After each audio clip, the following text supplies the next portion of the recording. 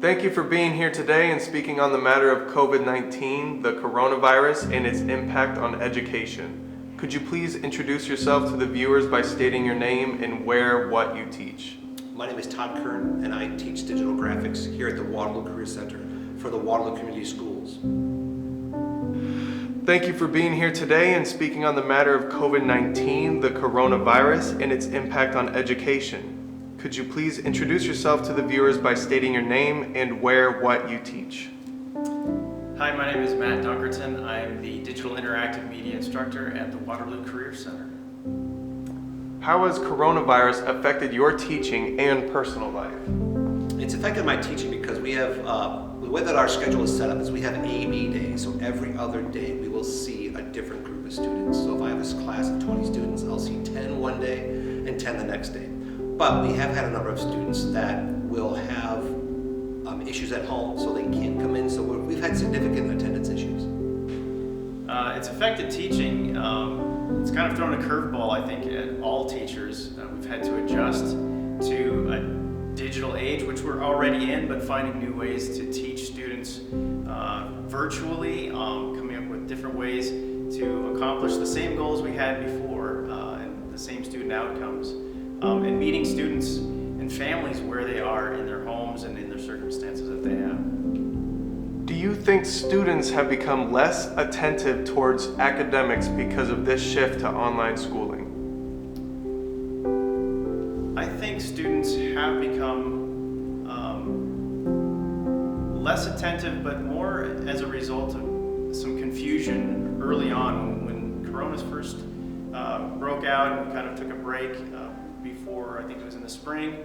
I think there was just a disarray across the board in the educational system, and students felt that impact, the uncertainty that teachers had and the educational system had as we tried to mitigate what was happening with new methods of teaching. So I think that maybe the lack of attentiveness or engagement that we first sensed right away was more a result of just the circumstance that we were experiencing.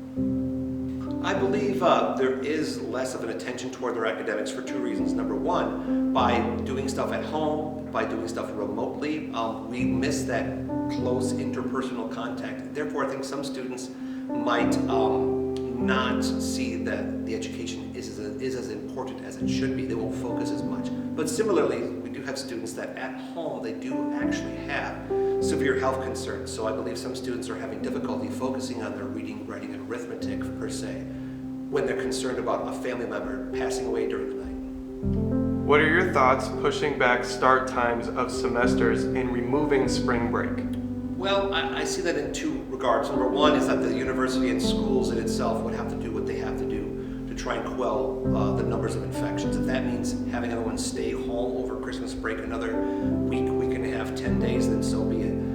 Similarly, I do believe that there was statistically a spike in cases across the country after spring break 2020 for a number of students who went on spring break, then went back home potentially carrying the virus with them. So it's a double-edged sword. Starting later, removing spring break, but unfortunately, it's the game that we have to play right now. I'm a proponent for trying things that might work. I don't know if I have a strong opinion about pushing back start times. I don't mind not having the spring break. I know there are ways that people in different countries even have their educational year play out. So I'm actually kind of interested in seeing how different approaches would play out in a, if we take out spring break. I know it affects families and trips that people have planned, but personally I'm okay with having those things pushed back or rescheduled. I think even in the event of a pandemic like this, travel is difficult anyway, so spring break is something I think that can be changed. As a teacher, what do you see as short-term problems as well as long-term problems? Short-term problems, I see that some students are even delaying going back to school. I know of a few families that have got kindergartners and preschoolers, and those children are not even attending preschool and or kindergarten, so they might be starting off at a little bit of a disadvantage than what their peer group is. And then long term, my concern is that some administrators, some bosses of education, some deans might feel that, oh, it's okay just to have them write a paper, look up something online, watch a Google video or a document or whatnot, and get the same experience as a person-to-person, in-person collaborative session like what we teach here. Short-term problems, of course, we're experiencing now just with the adjustment of trying different things. This semester we are doing an A-B pattern, which again throws a little curveball at students. And just finding that routine, that rhythm as a teacher, and then for the students, we're trying to get them to be comfortable with these new rules almost that we're living by. Long term, I think there could be a shift in the expectations. Once we get into patterns of maybe an A-B schedule, making it the rigor strong enough that students learn the same amount that they were before. I think that's a challenge right now, is the amount of content that we can teach feels less because the time is less, and the delivery method is different. So yeah, I think that would be my only concern, just getting in a pattern or a rut that really reduces rigor for students and cheats them essentially in the end of getting better education or a more robust education. What positives, if any, have you seen from this whole pandemic in changing how you teach? I think change is always good. It makes you have to reevaluate. It makes you have to stand on your head and look at it from a different angle. And I think that is a great lesson, not just for the teachers and adults in this scenario, but for the students. I think as a teacher, I want students to be able to look at a problem from a different angle and solve it, or find ways or try to solve it with different approaches. So I see that as something that could be focused on more, that, you know, when we have problems, the tendency is to gripe and moan and be really scared about the future.